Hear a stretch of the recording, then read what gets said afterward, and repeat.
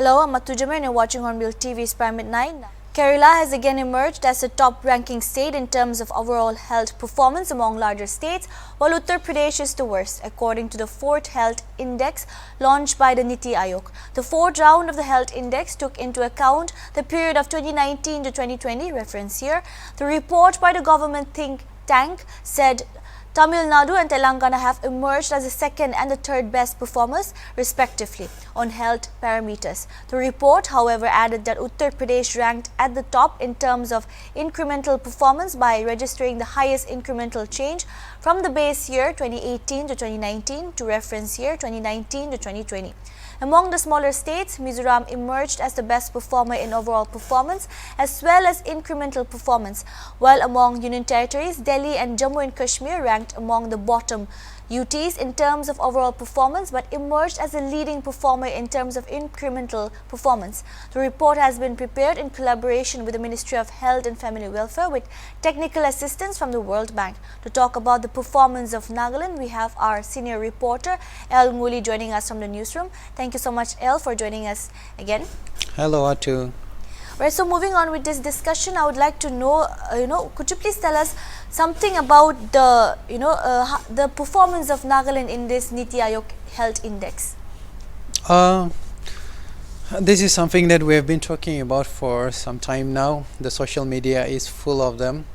The websites, especially from the regional news organizations, they are carrying a lot of stories about Nagaland's performance and the improvement of Assam in the health sector and their performance.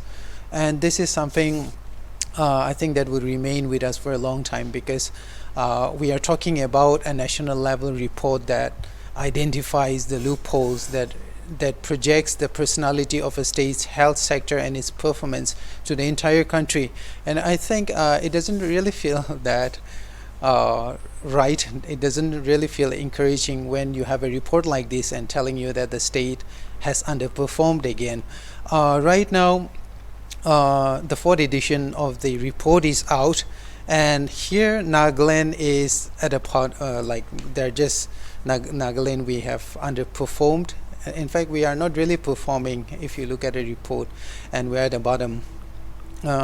According to the report, Nagaland is actually one of the 2 least performing states, least improved states, and the report was based on the health infrastructure, for example, health facilities and their personalities, and through which the report was compiled to give a picture of the condition of the health sector in a particular state. For Nagaland, the report has given us about 0.1, 0.2 in the overall performance index, which is like at the very low bottom of the list. Mizoram, they have performed a little well, but comparatively, if you look at the categories, bigger states, smaller states, and the union territories, the performance of Nagaland and Mizoram, they're still at the bottom, of course, with UP.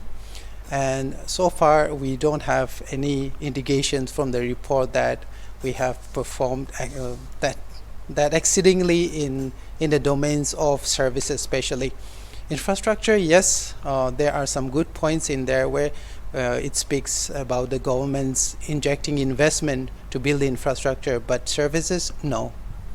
Right, so could you also tell us about the key indicators that led to this outcome? Yeah, it's very wide. If you look at a table of contents listing out the criteria and the parameters on which the government actually judged the performance of the state, there are about 20 to 30 indicators here, Atu, and there are a lot of them. It ranges from birth registrations to health facilities, the condition of health infrastructure in a particular state.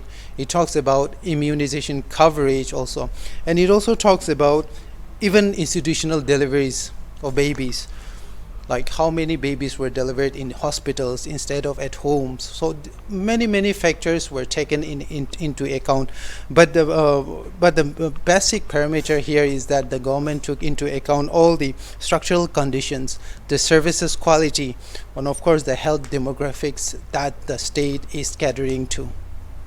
As you've mentioned, there were different categories to this when they, actually judged the states on the basis of the performance. So it was on the larger states and then the smaller states and union territories. And when it comes to the larger states, Kerala has been on the top for like 4 times now. So what makes it, the health system in Kerala, how does it, how is it different from the other states, and what sets it apart?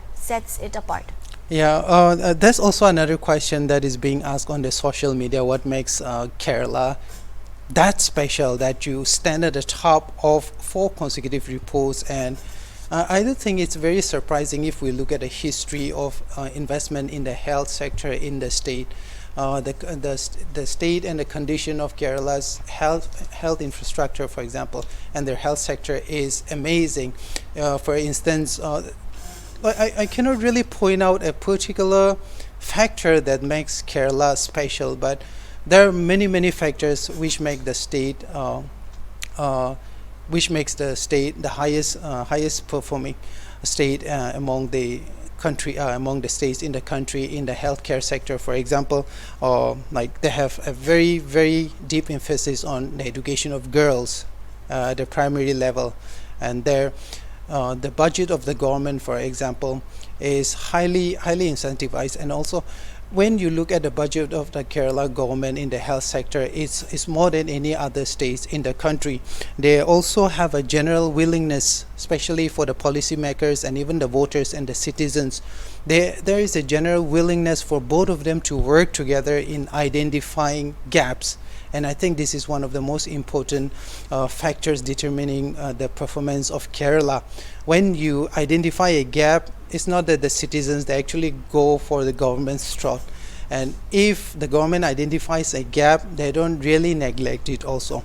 There is a general willingness for both the sides, the citizens and the government, to identify the gaps, and they actually work on it together.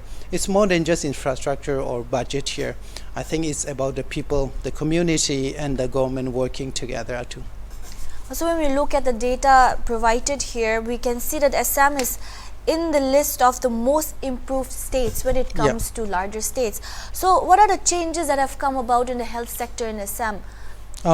Like I said, the report is just a highlight of the general performance of certain states in certain domains of services in the health sector. It does not say, oh, you have the best health services in the state, so we are going to put you up there on the top. No, there are many factors that is influencing the outcome of the states and their performance in the health sector here.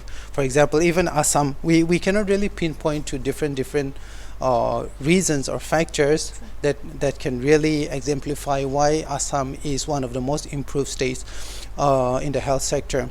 It jumped from 15 to 16, which is a big leap for a northeastern state actually. But there is one specific reason why Assam is leaping from 0.15 to 0.16, and the performance index is about 0.4 in the performance index, which is higher than any northeastern state here.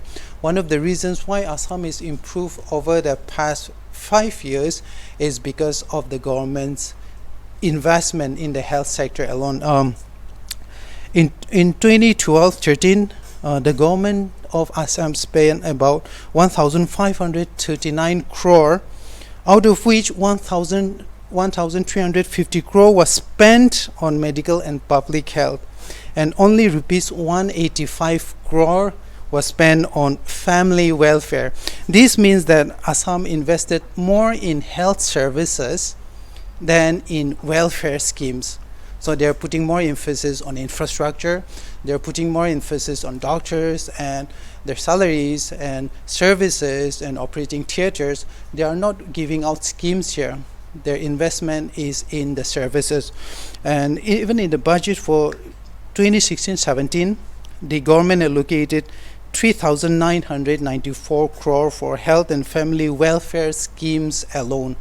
So it tells us, it does not tell us how many hospitals Assam has or how many doctors they have, or whether their services are good or not. It only tells us that the government is investing in this sector in more than they do in any other sector in the state.